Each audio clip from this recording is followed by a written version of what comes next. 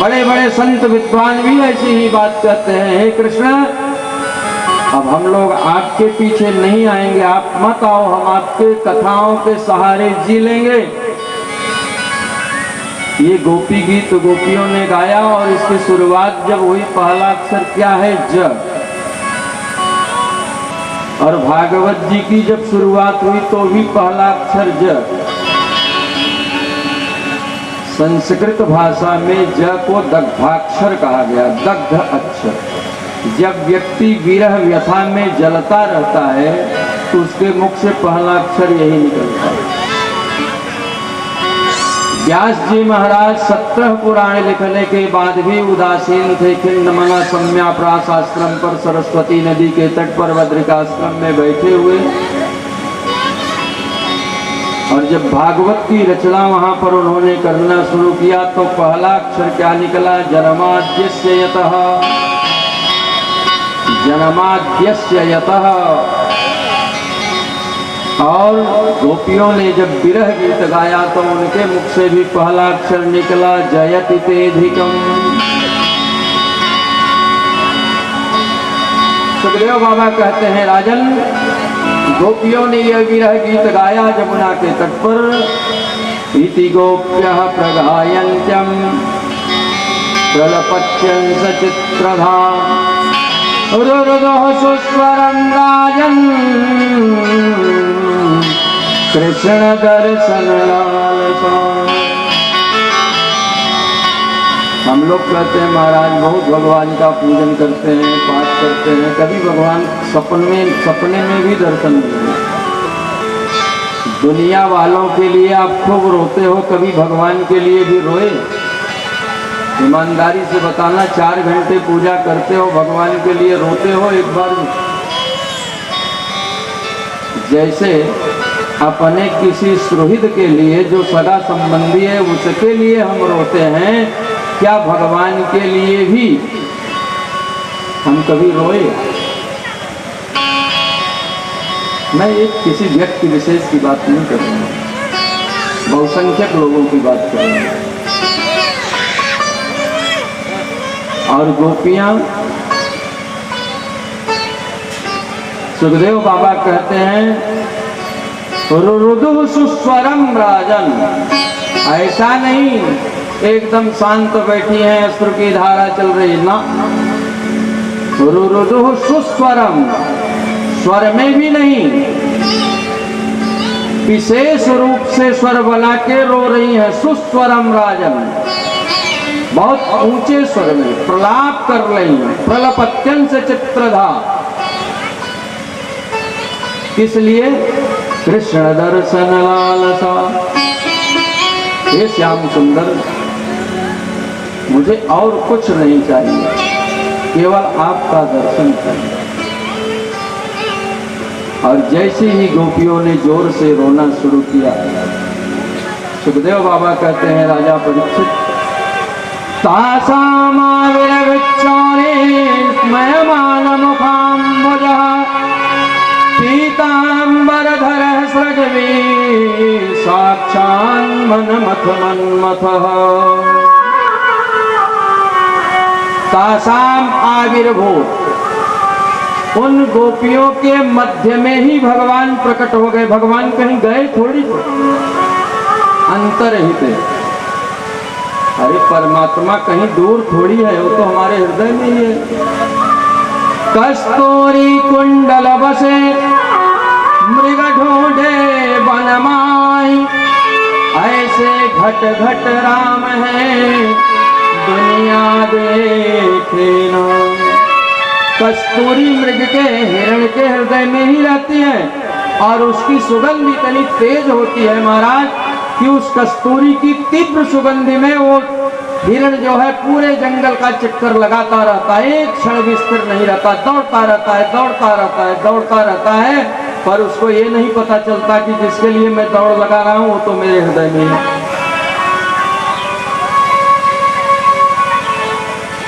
परमात्मा तो प्रत्येक प्राणी के हृदय में बसा है, कण कण में, अणु अणु में। यहाँ जितने स्वरूप बैठे हैं सब परमात्मा ही हैं, कोई उनसे भिन्न नहीं है। केवल हमारी दृष्टि बदल जाए तो सृष्टि बदल जाएगी। लोग कहते हैं हमारा आज जमाना बदल गया। जमाना नहीं बदल गया, हम बदल गए। जमाना तो वही है। सूर्य अपने समय पर ही उदित हो रहा है, चंद्रमा अपने समय पर ही उदित हो रहा है। वही 30 दिन, वही 2 पक्ष, वही 30 तिथियां। परिवर्तन क्या हुआ? वही रविवार से लेकर के शनिवार तक 7 ही वार, कुछ भी नहीं बदला। बदला क्या? हम लोग बदल गए। अरे महाराज, ये सब पुराने जमाने की बात है, रूढ़िवादिता है। आज के बच्चे यही कहते हैं दुनिया बड़ी एडवांस हो रही है, 21वीं सदी में जा रही है। जाओ भोगो। पीतांबरधर सृगवी साक्षान मनमथ मन्मथ। भगवान गोपियों के मध्य में प्रकट हो गए पीतांबरधारी। और सुखदेव बाबा कहते हैं साक्षान मनमथ मन्मथ। मनमथ कौन है? कामदेव। साक्षात कामदेव को कामान मर्दन करने वाले भगवान मदन मोहन प्रकट हो गए। बोलिए मदन मोहन भगवान की जय हो। कामदेव भी आया, कहा महाराज भोले बाबा ने तो किले का युद्ध लड़ करके मुझे भस्म कर दिया, अब जरा मैदान का युद्ध हो जाए। मैं किले में रहूंगा, आप मैदान में आओ। कामदेव ने अपने 5 बाणों का प्रयोग किया। अंत में कामदेव भी नतमस्तक हो गया महाराज।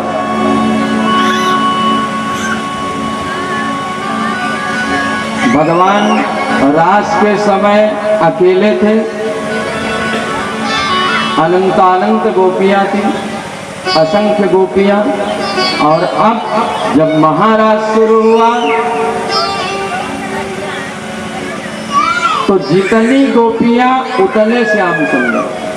प्रत्येक गोपी के साथ अनंत रूप बना करके, एको हम बहु श्याम, अनंत रूप बना करके भगवान प्रत्येक गोपी के साथ नृत्य कर रहे हैं। इतना सुंदर रास चल रहा है कि भगवती पार्वती भी अपने आप को रोक नहीं पाई।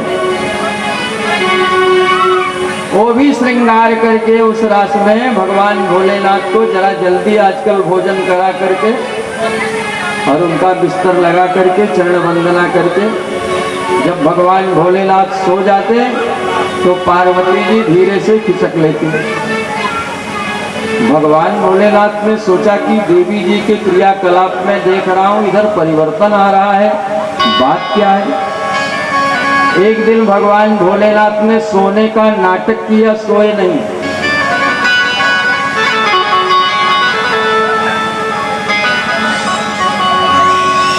और जैसे ही पार्वती जी ने समझा कि भोलेनाथ सो गए हैं, धीरे से दरवाजा खोला और बाहर निकलने लगी। भगवान भोलेनाथ ने कहा, हे देवी किधर को चली? अरे भोलेनाथ आप जग रहे हैं क्या? कहा हाँ देवी, मैं कई दिनों से देख रहा हूँ, बात क्या है? पार्वती जी ने सोचा एक बार झूठ बोल के फंस चुकी हूँ, झूठ नहीं बोलूंगी। कहा भोलेनाथ, वृंदावन के निकुंज वन में बड़ा ही सुंदर महाराज चल रहा है, मैं उसी का दर्शन करने जा रही हूँ। भोलेनाथ ने कहा तो मुझे भी ले चलो। नहीं नहीं भोलेनाथ, वहां पर पुरुष प्रवेश वर्जित है, केवल स्त्रियां ही जा सकती हैं। भगवान भोलेनाथ ने कहा तो मुझे भी स्त्री बना के ले चलो। पार्वती जी ने बहुत समझाया, सखियां हंसी करेंगे हमारी, परंतु भोलेनाथ नहीं माने। एक दिना भोले भंडारी बन के ब्रज की नारी वृंदावन आ गए। एक दिना भोले भंडारी, एक दिना भोले भंडारी बन के ब्रज की नारी वृंदावन आ गए।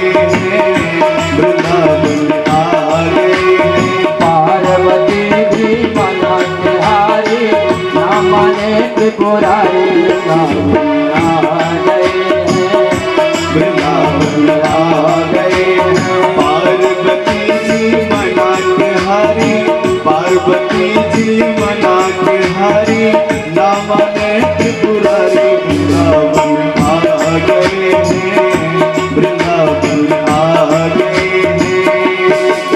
मेरे भोले स्वामी कोई पुरुष ना जाए रास में, महारास में। अरे मेरे भोले स्वामी कोई पुरुष ना जाए रास में, महारास में। एक अकेले हैं कृष्ण पुरुष महारास में, महारास में। अकेले हैं कृष्ण पुरुष महारास में, महारास में। हंसी करेंगे, हंसी करेंगे ब्रज की नारी, मानव बात हमारी। वृंदावन आ गए हैं, वृंदावन आ गए हैं। हंसी करेंगी ब्रज की नारी, हंसी करेंगी ब्रज की नारी, मानो बात हमारी। वृंदावन आ गए हैं, वृंदावन आ गए हैं। सदिया भोले भंडारी, बन के ब्रज की नारी। वृंदावन आ गए हैं, वृंदावन आ गए हैं। एक दिया भोले भंडारी, बनकर ब्रज की नारी। वृंदावन आ गए हैं, वृंदावन आ गए हैं।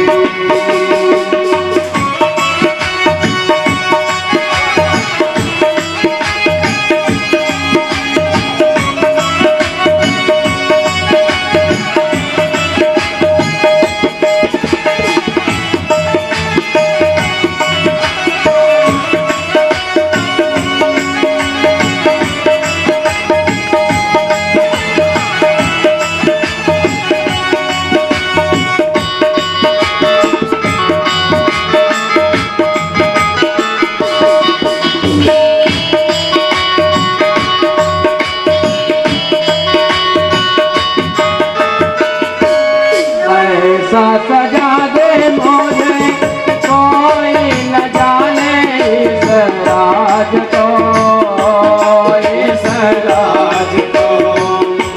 ऐसा सजा दो मुझे, कोई न जाने इस राज को, हाँ राज को। ऐसा सजा दो मोरे कोई न जाने इस राज को, इस राज को। ऐसा सजा दो मुझे, कोई न जाने इस राज को, इस राज को। मैं हो सहेली तेरी, ऐसा बताना ब्रजराज को, ब्रजराज को। मैं हूँ सहेली तेरी, ऐसा बताना ब्रजराज को, ब्रजराज को। लगा के सुरमा, लगा के सुरमा पहन के साड़ी, चल चले मतवाली। वृंदावन आ गए हैं, वृंदावन आ गए हैं। लगा के सुरमा पहन के साड़ी, लगा के सुरमा पहन के साड़ी, चल चले मतवाली। वृंदावन आ गए हैं, वृंदावन आ गए हैं। सदिया भोले भंडारी, बन के ब्रज की नारी। वृंदावन आ गए हैं, वृंदावन आ गए हैं। एक दिया भोले भंडारी, बन के ब्रज की नारी। वृंदावन आ गए हैं, वृंदावन आ गए हैं।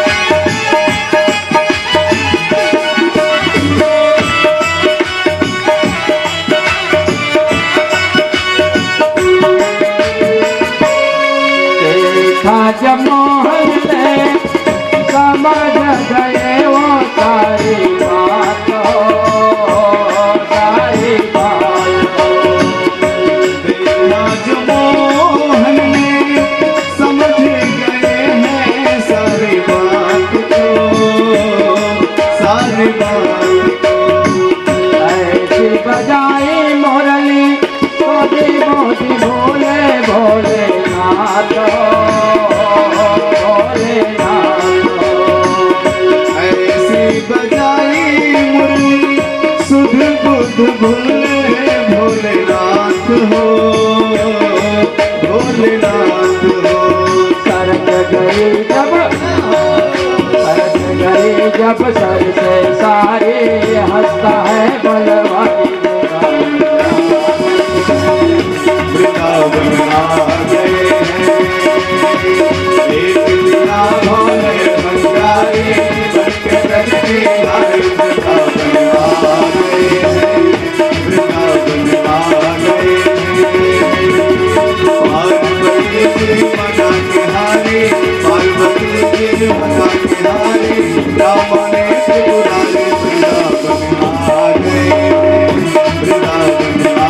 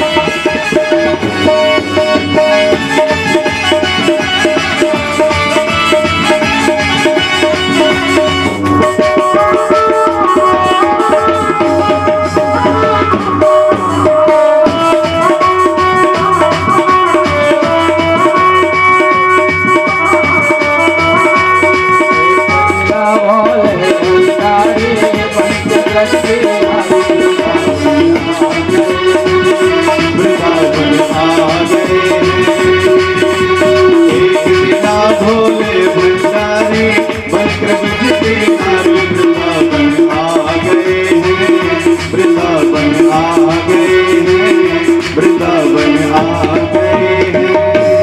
बोलिए गोपेश्वर महादेव की जय।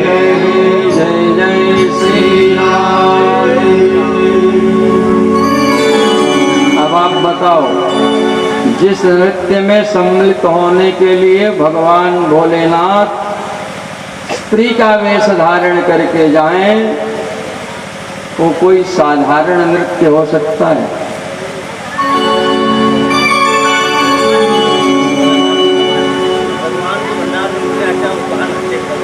आत्मा का परमात्मा से मिलन, इसी का नाम है महारास।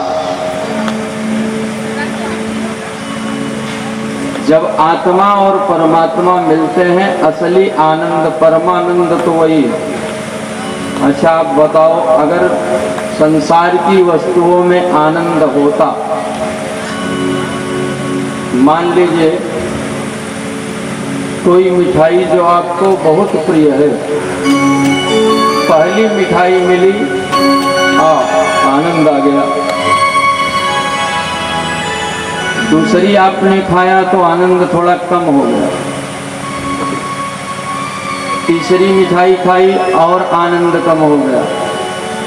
चौथी पांचवी पे आपके दोनों हाथ फैल गए, नहीं भैया बस, कहाँ चला गया आनंद? और यहाँ देखिए प्रत्यक्ष प्रमाण, पहले दिन कितनी भीड़ थी कथा में,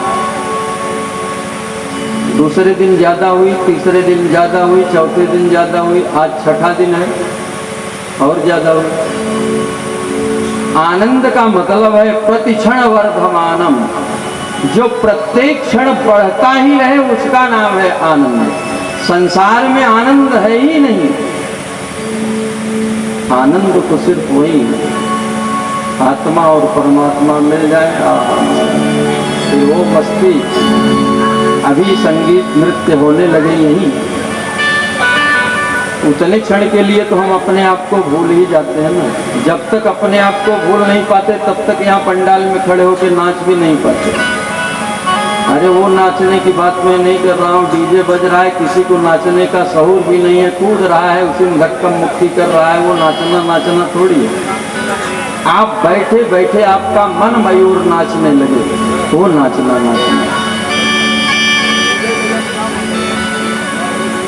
जरूरी नहीं है कि आप स्थूल रूप से नाचें। कई बार ऐसा होता है, हमारे हृदय में ऐसा आनंद बढ़ता है कि मन मयूर एकदम से नाचने लगता है। आत्मा और परमात्मा के मिलन का नाम ही रास है। आत्मा और परमात्मा जब मिल के नाचने लगे तो वही रास लीला है। ये कोई साधारण रास लीला नहीं है। कोई किसी के साथ गया तो रास लीला मनाते हुए पकड़े गए। ऐसा शब्द बोलने वाले और ऐसा पेपर में हेडलाइन देने वाले दोनों की जीवा कट के गिर क्यों नहीं? ऐसा पवित्र शब्द का प्रयोग ऐसे घृण कार्य के लिए किया जा रहा है। सुखदेव बाबा से राजा परीक्षित ने प्रश्न किया कि महाराज, भगवान तो आत्मा राम है, आप्त काम है, पूर्ण काम है, और धर्म की स्थापना के लिए इनका अवतार हुआ है, और पराई स्त्रियों के साथ अकेले में आधी रात को ये क्या कर रहे हैं? सुखदेव बाबा तो स्तब्ध रह गए एक क्षण के लिए कि मैंने किसी अनाधिकारी को ये कथा तो नहीं सुना दी।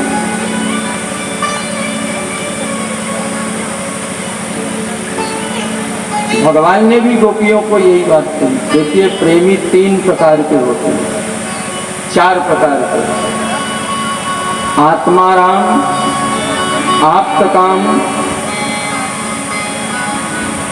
पूर्णकाम और गुरुद्रोही। एक तो वो जो अपने ही आत्मा में रमण करते हैं। आप कितनी बढ़िया कथा सुना रहे हो, कोई मतलब नहीं, हम अपनी धुन में मस्त हैं। हमको जहाँ जरूरत होगी, जिससे बात करनी होगी, बगल वाले से या उठ के जाना पड़े 2-4 सीट बात, तो वहाँ भी चले जाएंगे, बात कर लेंगे, आप बकबकाते रहो।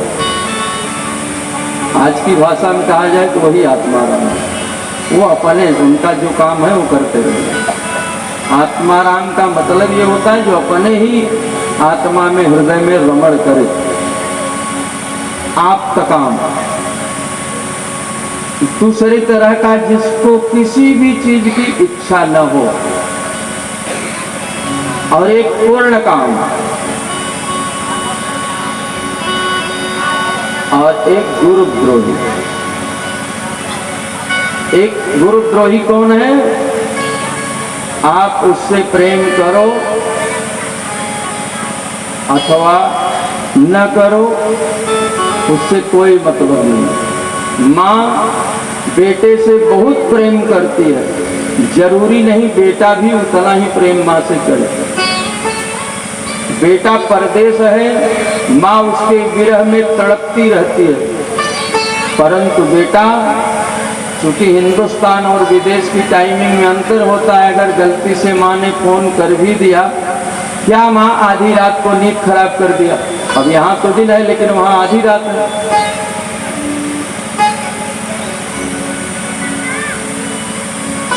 प्रेम की परिभाषा क्या है? आज जो प्रेम हम जिसको कहते हैं वो प्रेम थोड़ी है। अगर इसको अंग्रेजी भाषा के शब्द से समझा जाए, LOVE,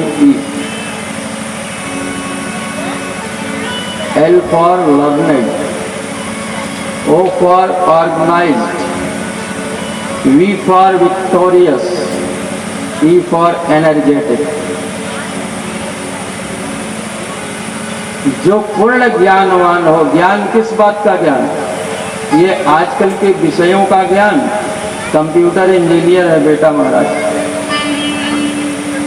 PhD किया है फला विषय। ये ज्ञान नहीं है, ये तो नॉलेज है। नॉलेज, ज्ञान क्या है? जब तक परमात्मा का ज्ञान न हो जाए, बाकी सारी चीजें क्या है? नॉलेज है।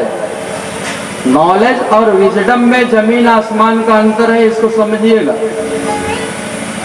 तो लर्नेड, जो पूर्ण ज्ञानी हो, ब्रह्म ज्ञानी हो, ऐसा कह लीजिए, ऑर्गेनाइज्ड हो, सुव्यवस्थित हो उसका हर कार्य।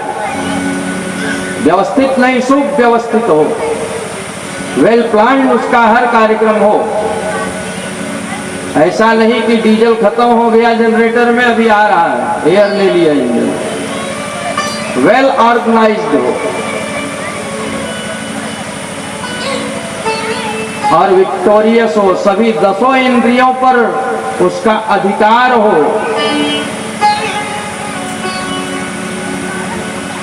और जिसके पास ये होगा वो स्वतः एनर्जेटिक हो जाएगा, ऊर्जावान रहेगा, फिर कहने की जरूरत नहीं। It's called love. ये लव नहीं है जिसको आप कहते हो, ये तो वासना है, स्वार्थ है। आपके पास कोई वस्तु है, हमको चाहिए तो आपसे खूब प्रेम करेंगे, और जिस दिन हमारा स्वार्थ सिद्ध हो गया तो फिर जैसे मतलब निकल गया तो पहचानते नहीं। प्रेम क्या है? दूध और जल का प्रेम। देखिए ये प्रेम है। भगवान देव ऋषि नारद जी, नारद 5 सूत्र में बताते हैं, तत् सुख सुखित्वम। प्रेम का मतलब है अपने प्रियतम के वियोग में अपने प्राणों की आहुति दे दे और प्रियतम को पता भी न चले। जैसे पतंगा रोशनी से प्रेम करता है और ये जानता है कि मैं वहां जाऊंगा तो लौट के नहीं आऊंगा, लेकिन वो जाता है, धड़ल्ले से जाता है। रोशनी जली, अगर पतंगा वहां नहीं पहुंचा तो फिर वो असली पतंगा नहीं है। और जाता है, प्राणों का बलिदान कर देता है, वो रोशनी से इतना प्रेम करता है। एक ग्वाला दूध में खूब पानी मिलाता था और जाए दुकान पे, हलवाई की दूध नाप दो। हलवाई ने कहा, भगत आजकल पानी ज्यादा मिला रहे हो, खोआ करूंगा। कोई बात नहीं सेठ जी, खोआ कर लीजिए। कहा खोआ कम पड़ा तो पूरे महीने का पैसा काट लूंगा, पानी बहुत मिलाते हो। उस ग्वाले ने कहा, महाराज सेठ जी हमें एक बूंद पानी नहीं मिलाता और पानी खूब मिलाता। महीना पूरा हुआ, हलवाई ने कहा ठीक है तो आज रुकिए, आज मैं परीक्षा करता हूँ। कहा ठीक है सेठ जी, अगर आप दूध में आप पानी सिद्ध कर देंगे तो मैं 1 रुपया नहीं लूंगा पूरे महीने का। ठीक है। अब भट्टी पे लगा दिया, कढ़ाई में दूध डाल दिया, खूब कोयले की भट्टी धधकने लगी। दूध उफान मारा और जैसे ही दूध ने उफान मारा, वो हलवाई जो है पानी का छींटा फिर उस कढ़ाई में डाला, दूध शांत हो गया। ग्वाले ने कहा, सेठ जी पानी को दूध से अलग कर पाए? कहा देखो अभी करते हैं। और महाराज जब एकदम खोया बन के तैयार हो गया, लगाया तो कांटा एकदम मावा आधा पड़ा था। हलवाई ने कहा देखो। कहा सेठ जी बात वो नहीं है, बात यह है कि आपने दूध को, पानी को दूध से अलग किया। कहा देखो अलग किया कि नहीं किया? कहा ना, अब ये न दूध रहा न ये पानी रहा, ये खोया हो गया। प्रेम ऐसा है, ऐसा अटूट प्रेम हो कि दोनों एक दूसरे के लिए बलिदान हो। त्याग का नाम है प्रेम। गोपियों ने अपने परिजनों को, अपने बच्चों को, अपने पति को, सबको छोड़ दिया। संत्यज्य सर्व विषयान् स्तव पादमूलम। संसार के सारे विषयों का त्याग कर दिया। जिस प्रेम में विषय हो, कामना हो, निश्चित रूप से वो प्रेम नहीं है, वो सिर्फ और सिर्फ वासना है, स्वार्थ है, इससे अधिक कुछ नहीं। सुखदेव बाबा ने कहा कि राजन, भगवान ने किसी पराई स्त्री के साथ रास नहीं किया। मैंने आपको पहले ही वर्णन किया गोपियां कौन थी रास के प्रारंभ में। श्री सुखदेव महाराज राजा परीक्षित को कथा सुनाते हुए कहते हैं कि राजन, सभी गोपियां अपने अपने घर गई। भगवान ने कहा कि देवियों, अब इस शरीर से आपका मनोरथ नहीं पूरा होगा। अब जब ये शरीर छूट जाएगा तब आपको मेरा सानिध्य प्राप्त होगा, मेरा साहित्य प्राप्त होगा, फिर आपको इस संसार में आना नहीं है।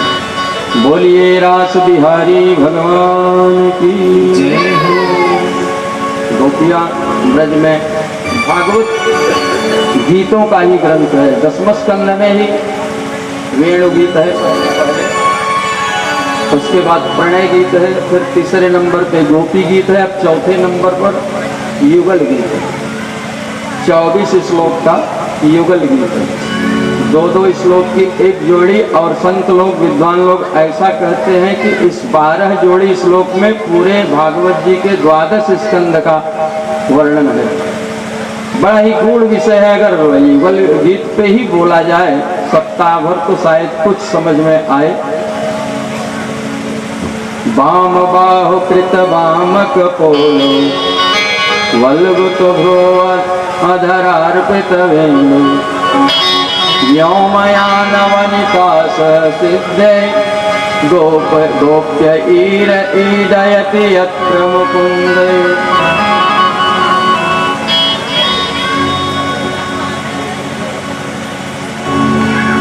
इस पे अब हम चर्चा ज्यादा नहीं करेंगे। आपको कथा सुनाने जा रहे हैं। कंस जितने भी राक्षसों को भेजा कोई वापस लौटा नहीं। एक दिन कंस ने आपातकालीन मीटिंग बुलाई और कहा कि जो भी जा रहा है कोई वापस नहीं लौट रहा है, क्या बात है? भगवान ने कहा, कंस ने कहा कि कोई वापस नहीं लौट रहा है। तो एक केसी नामक दैत्य था, उसने कहा कि महाराज आप चिंता न करें, अगर वो कृष्णचंद्र है तो मैं भी केसी हूँ। अंग्रेजी में कृष्णचंद्र का शॉर्ट फॉर्म केसी ही हुआ। कहा अगर वो कृष्णचंद्र है तो मैं भी कृष्णचंद्र हूँ, एक बार मुझे मौका दे दीजिए। अब वो केसी भी गया, भगवान ने उसका भी उद्धार किया। कंस को लगा कि अब मामला गड़बड़ हो रहा है। नारद जी आए मथुरा और उन्होंने बताया कि देखो जिसको तुम खोज रहे हो ना, वो देवकी का 8वां पुत्र, 7वां और 8वां बलराम और कृष्ण ही हैं, नंद बाबा के यहाँ हैं। अब समय है, अगर कुछ करना चाहो तो कर लो, अपनी मृत्यु से बचने का उपाय करना चाहो तो कर लो। नारद जी तो बता के चले गए। कंस ने सोचा कि क्या किया जाए, तो अक्रूर जी को बुलवाया। अक्रूर जी कृष्ण और बलराम के चाचा जी लगते हैं। बुलाया बड़े प्यार से, अपने सिंहासन से उतर करके स्वागत किया और आसन दिया। गृहीत्वा पाणिनां पाणिं ततो अक्रूरमुवाच भो भो दानपते मह्यं क्रियतां मैत्रमादृतः नान्यस्त्वतो हिततमो विद्यते भोज विष्णुतो। महाराज आपने मुझे इतना सम्मान दिया। गृहीत्वा पाणिनां पाणिं, अक्रूर का हाथ पकड़ करके हथेली से हथेली मिला करके ले गया अपने आसन पे। और अगर कोई दुष्ट व्यक्ति, कोई क्रूर व्यक्ति अचानक से आपसे अगर बड़े प्रेम से बोले तो बहुत सावधान हो जाइएगा। तो केवल बोल ही रहा है मीठा मीठा, कुछ घात जरूर करेगा। अक्रूर जी सावधान।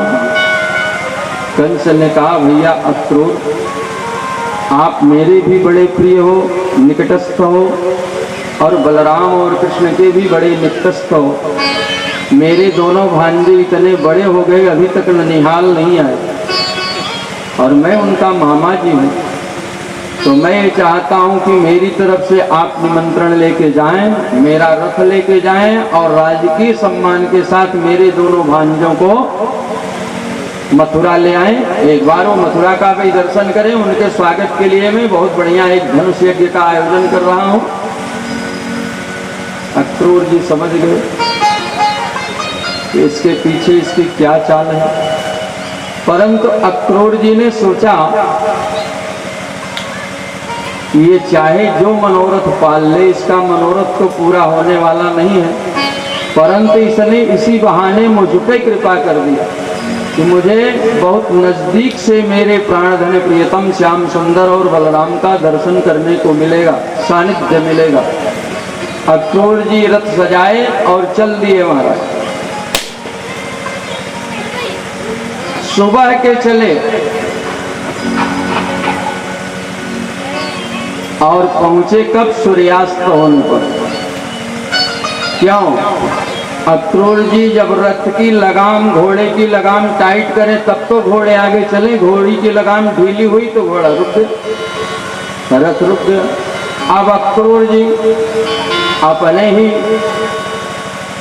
भाव भंगिमा में खोए हुए, द्रक्ष्यामि नूनं सकपो सुकपोलनासिकं स्मितावलोकारुणकञ्जलोचनां मुखं मुकुन्दस्य गुडालकावृतं प्रदक्षिणं मे प्रचरन्ति वै मृगाः।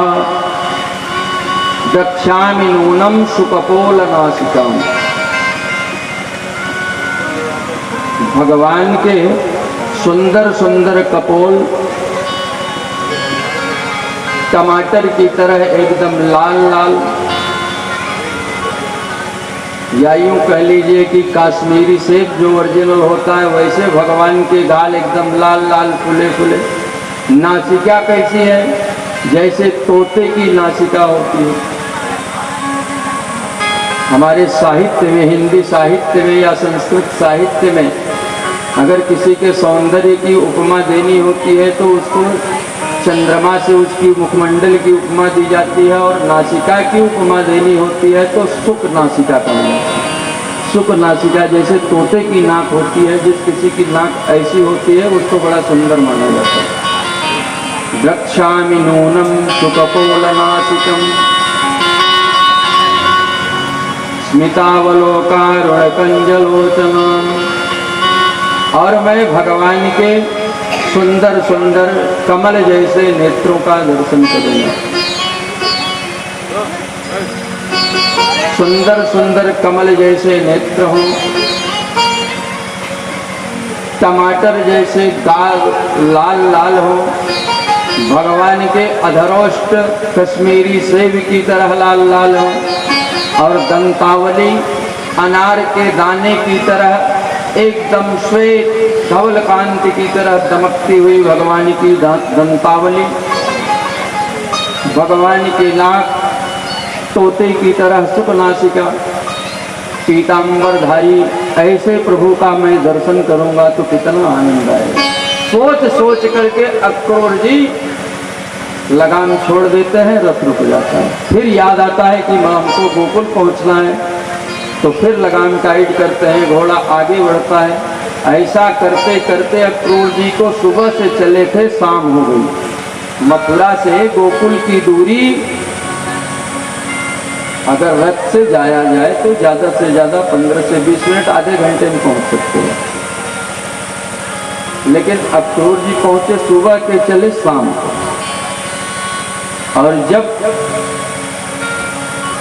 गोकुल की गलियों में पहुंचे, ब्रजमंडल की गलियों में पहुंचे अक्रूर जी, तो उनको याद आया कि हमारे श्याम सुंदर इसी रास्ते से गैयों को लेकर जाते हैं, पैदल जाते हैं, पैदल आते हैं बिना चरण पादुका के।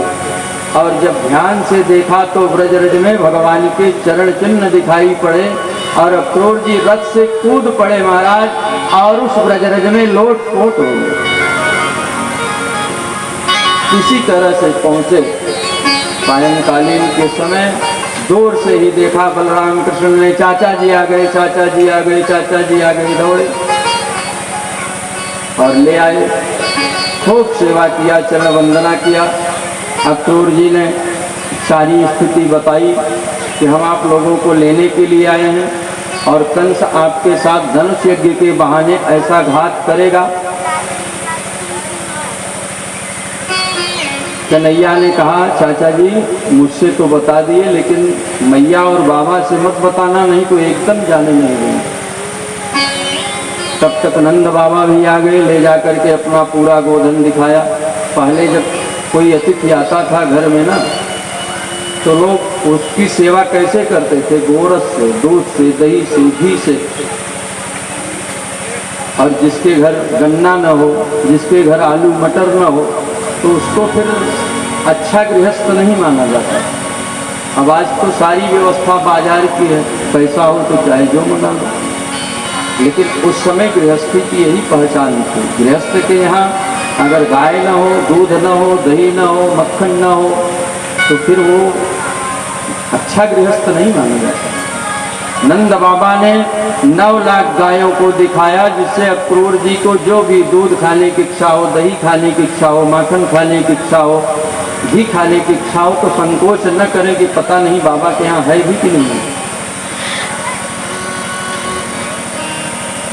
रात्रि में वार्ता कर रहे थे, नंद बाबा को बताया अक्रूर जी ने कि बाबा हम लेके जाएंगे, बहुत बड़ा धनुष यज्ञ हो रहा है और धनुष यज्ञ दिखा करके फिर वापस पहुंचा जाएंगे।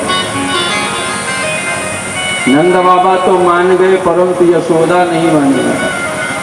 किसी तरह से समझा बुझा करके श्याम सुंदर ने कहा मैया जाने दो ना, हम कभी शहर नहीं गए हैं, इसी बहाने मामा जी से मिलेंगे, दर्शन करेंगे और शहर भी देखेंगे। बड़ा भारी उत्सव हो रहा है, मेला देखने जाने का।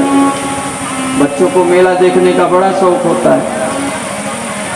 जब बहुत अनुनय विनय किया, यशोदा मैया ने अपने दिल पे पत्थर रखा, हृदय पे। सवेरे रथ तैयार हुआ। जब गोपियों को समाचार मिला कि कोई मथुरा से आया है अक्रूर, वो बलराम और कृष्ण को मथुरा ले जा रहा है, गोपियों ने कहा अरे इसका नाम अक्रूर किसने रख दिया? ये तो साक्षात क्रूर है। अरे हम लोगों के हृदय पे आघात करके ये हमारे प्राणधन प्रियतम को हमसे दूर करके इतनी क्रूरता के साथ हमको ये लेके जा रहा है। रथ तैयार हुआ, बलराम कृष्ण रथ पे बैठे हैं, अक्रूर जी सारथी बने हैं। नंद बाबा ने कहा भैया आप चलो, मैं भी पीछे पीछे आता हूँ, ब्रजवासियों को साथ लेकर, मैं अपने लाला को अकेला नहीं छोड़ सकता। गोपियां आकर के रथ के सामने लेट जाती हैं। ऐसी विरह व्यथा गोपियों की है कि पूछिए मत। आंखों से झरना बह रहा है उनके, श्याम सुंदर हमको छोड़ के मत जाओ मत जाओ। रथ से उतरते हैं, भगवान समझाते हैं कि गोपियों आज मैं जा रहा हूं, कल मेला देखूंगा, परसों वापस आ जाऊंगा। कहा परसों वापस आ जाऊंगा, ऐसा गोपियों को बोल कर गए और बरसों वापस नहीं लौटे। फिर 100 वर्ष बाद गोपियों से मुलाकात हुई कुरुक्षेत्र में। परसों की बोल के गए, लेकिन धन्य है गोपियां, प्रेम तो करती हैं, लेकिन कभी गोपियां अगर चाहती तो तुरंत मथुरा पहुंच सकती थी। आजकल लड़कियां भी लड़कों के यहाँ बारात लेके जाने लगी, गोपियां भी जा सकती थी। लेकिन सच्चा प्रेम यही है कि प्रेमी प्रियतम को प्रेमी के किसी भी क्रियाकलाप से जरा सा भी तकलीफ न पहुंचे, वो सच्चा प्रेम। रोती रही, विलखती रही, लेकिन कभी भी गोपियों ने मथुरा जाने का प्रयास नहीं किया। भगवान अक्रूर जी भगवान को लेकर के बलराम कृष्ण को चले। रास्ते में अक्रूर जी ने जमुना में स्नान करना चाहा और जब स्नान करने के लिए डुबकी लगाए तो क्या देखते हैं, बलराम कृष्ण भी जमुना जी।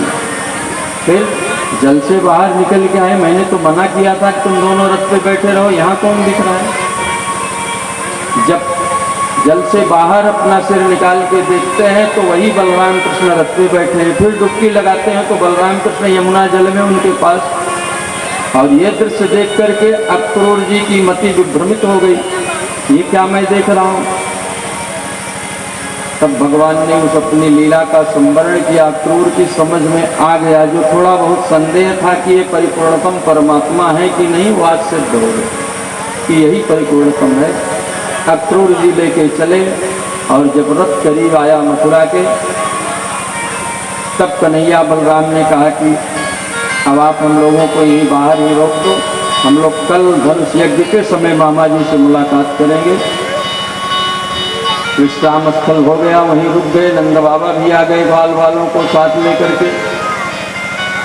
अब कन्हैया को तो पूरा मथुरा का चक्कर लगाना था, देखना था कौन गली कैसे है, शत्रु से लड़ाई करनी है तो किस तरफ से भागना है अगर जरूरत पड़ी तो। अब कैसे कहें, तो बलराम जी महाराज उनको याद आया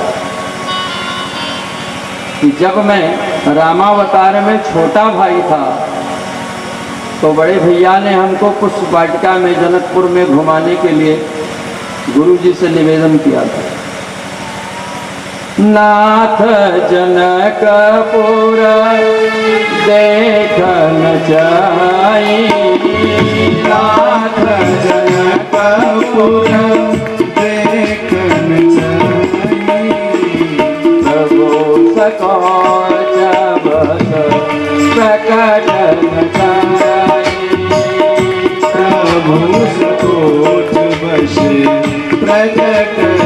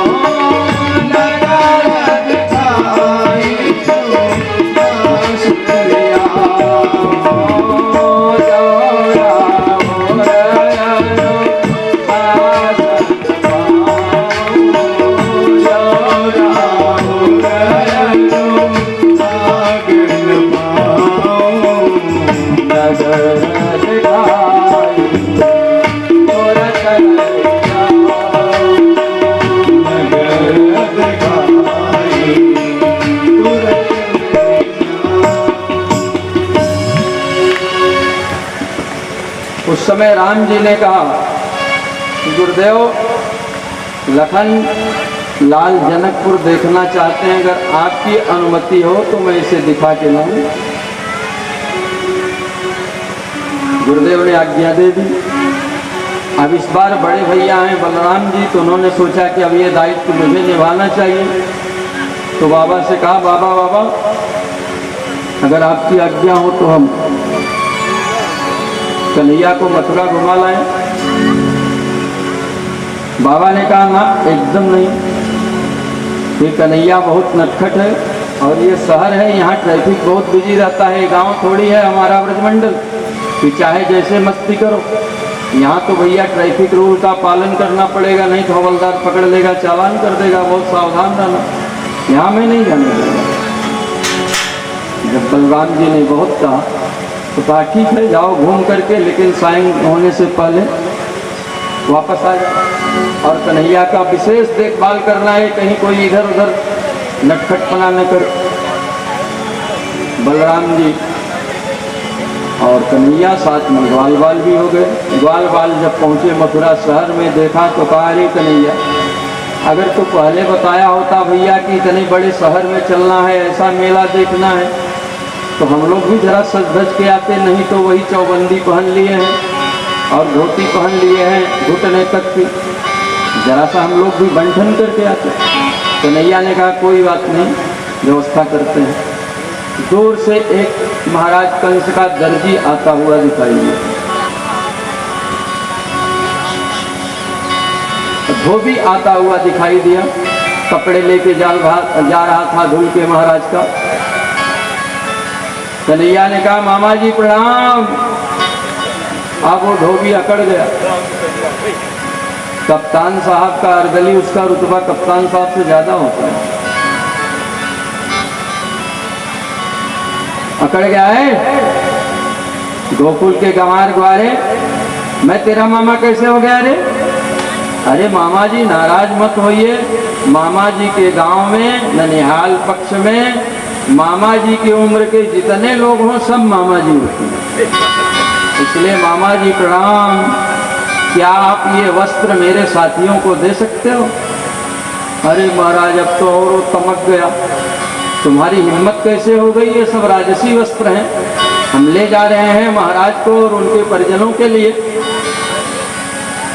और जब ऐसा कहा तो भगवान ने अपने दाहिने हाथ को ऐसे तलवार की भांति बनाया, गर्दन पर एक प्रहार किया तो वो धोबी गोविंदाय।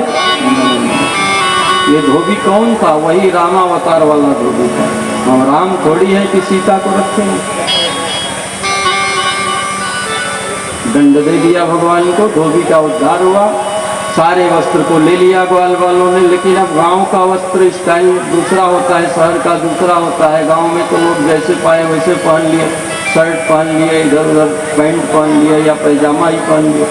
लेकिन शहर के लोग तो बढ़िया टी शर्ट और जीन्स जब तक कई जगह से कटा ना हो, ऐसा लगे कि भिखारी है, कभी इसने वस्त्र पाया ही नहीं। पहले हम लोगों के बचपन में जब वस्त्र कहीं से फट जाता था ना, तो उसको सिलाई कराते थे तो भी शर्म लगती थी, लोग कहेंगे फटा हुआ है। अब आजकल महाराज क्या फैशन चल गया है कि इधर से फटा उधर से कटा, जैसे वस्त्र मिलता ही नहीं। न जाने हमारा युवा वर्ग कहाँ जा रहा है। हमारी मर्यादा कटे फटे वस्त्र पहनने से नहीं बढ़ेगी, हमारी शोभा कटे फटे वस्त्र की पहनने से नहीं बढ़ेगी, हमारे आचरण से, हमारे व्यवहार से हमारी गरिमा बढ़ेगी। अब वो जीन्स, और जैसे आपने देखा शहर के बच्चे महाराज इतने मोटे मोटे, पता नहीं किस चक्की का आटा खाते हैं, और गांव के बच्चे एकदम दुबले पतले, तो बाल तो एकदम दुबले पतले, और वो सब मथुरा शहर के बच्चे मोटे मोटे, तो जीन्स भी यूँ और बच्चों को पहनना भी ग्वालों को नहीं आता था, जो पैर में पहना जाता था उसको पहन लिया ऊपर और टी शर्ट को नीचे लगा लिया और बड़ा बेढब लगने लगे। कोई अगर सही पहना जीन्स तो इतना लंबा कि वो सड़क बटोरने लगा। कहा भैया गजब की नौकरी बहन जी ने दे दिया स्वीपर की। कन्हैया ने कहा घबराओ नहीं, ठीक करा। आगे बढ़े तो एक दर्जी दिखाई दिया, वो स्वयं आकर के कहा महाराज अगर आपका आदेश हो तो मैं आपके मित्रों का वस्त्र एकदम फिटिंग का बना दूं। अरे मामा जी बड़ी कृपा आपकी होगी। वो दर्जी इतना कलाकार था महाराज की क्षण भर में सभी ग्वाल वालों का वस्त्र उनके साइज का बना दिया। भगवान प्रसन्न हुए, उसको वरदान दिया कि जाओ मैं तुम्हें वरदान देता हूँ, एक समय ऐसा आएगा कि कपड़े का दाम कम होगा, तुम्हारी सिलाई ज्यादा होगी। आज वो दिख रहा है। आप सूट सिलाने जाओ, सूट का कपड़ा कम दाम का, सिलाई 10,000, और भोगना हम लोगों को पड़ रहा है। भगवान ने तो दे दिया, भगवान ग्वाल वालों ने कहा कन्हैया वस्त्र तो एकदम चकाचक हो गया भैया, ब्रजवासी कपड़े के, चंदन के और माला के बड़े शौकीन हैं। आगे बढ़े, एक सुदामा नाम का माली आता हुआ दिखाई दिया। उसने सभी ग्वाल वालों को माला पहना दिया। और आगे बढ़े तो एक 3 जगह से टेढ़ी बड़ी कुरूप और अंगराग लेके जा रही थी महिला, नवयुवती। उसके हाथ में चंदन और केसर का लेप था, वो ले जा रही थी महाराज कंस के लिए। भगवान ने दूर से ही उसको देखा तो बुलाया,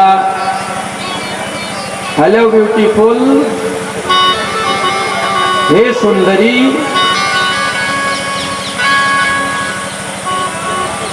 अब कोई 3 जगह से टेढ़ा हो और उसको बुलाए कोई हे सुंदरी, वो अचंभित सी रह गई। लेकिन जैसे ही श्याम सुंदर को देखा तो उसने भी तुरंत उत्तर दिया, हाय हैंडसम, हाँ सुंदर। देवी जी क्या ये अंगराग आप मेरे मित्रों को दे सकती हैं? प्रभु अगर आपका आदेश हो तो मैं अपने हाथों से लगा दूं। और उस देवी ने सभी ग्वाल वालों को चंदन लगाया, श्याम सुंदर को भी लगाया, और श्याम सुंदर को भी चंदन जब लगाया तो उनका पीताम्बर पकड़ के सकचाती हुई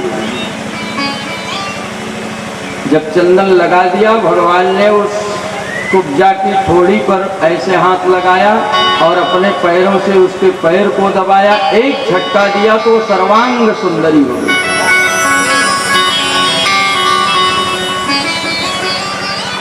प्रणय निवेदन किया, भगवान ने कहा कि देवी मैं आपके मनोरथ को पूरा करूंगा, लेकिन पहले मामा जी से मुलाकात करूं। यज्ञशाला के बाहर गए, देखा तो वहाँ कुवलिया पीढ़ हाथी और धनुष रखा हुआ था।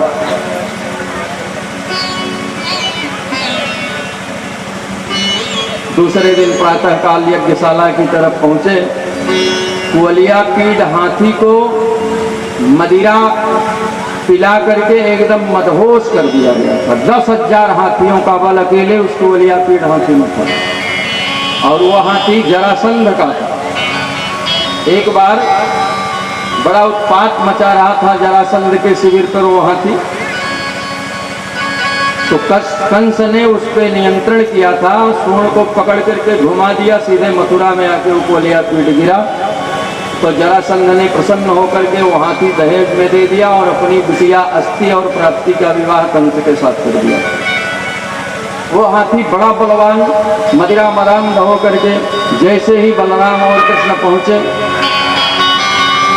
पहले हाथी से ही टक्कर हुई, खूब खेल खिलाया, ये तो नटवर है महाराज। और हाथी के दांत को दोनों भाइयों ने उखाड़ दिया, सूंड को पकड़ करके भगवान ने घुमाया, उसे इतना तेज घुमा के फेंका कि वो फिर से जाकर के जरासंध के शिविर में गया। धनुष रखा हुआ था, भगवान ने धनुष पे प्रत्यंचा चढ़ाई और धमाका हुआ बड़े जोर के साथ। बड़े भारी स्टेडियम में कंस ऊपर आसन लगा के बैठा हुआ था, धमाका इतना तेज से हुआ कि कंस अपने आसन से उछल पड़ा महाराज। क्या हुआ देखो, जाकर के देखा तो धनुष टूट गया। दोनों भाई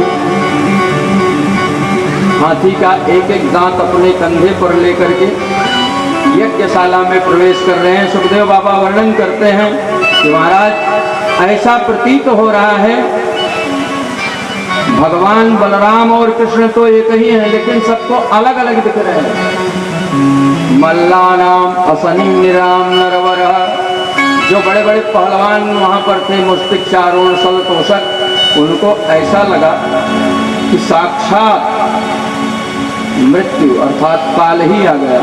मल्लानाम असनिहि नृणाम नरवराम, और जो बड़े बड़े राजा थे उनको ऐसा लगा कोई चक्रवर्ती सम्राट आ रहा, ऐसा दर्शन हुआ दोनों।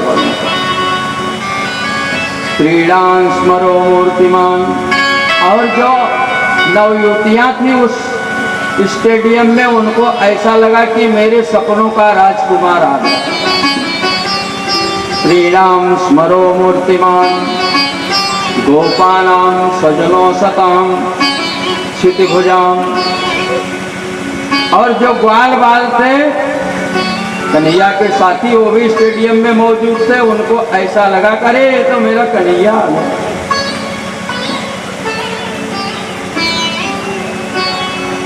शास्ता सुपित्रो शिशु, और वहां पर स्वपित्रो, पित्रो माने द्विवचन का प्रयोग किया गया है। कन्हैया के 2 पिता और एक माता वहां पर स्टेडियम में, वसुदेव देवकी और नंद बाबा। इसीलिए पिता को ऐसा लगा अरे तो मेरा लाला आ गया। जाकी रही भावना जैसी, जाकी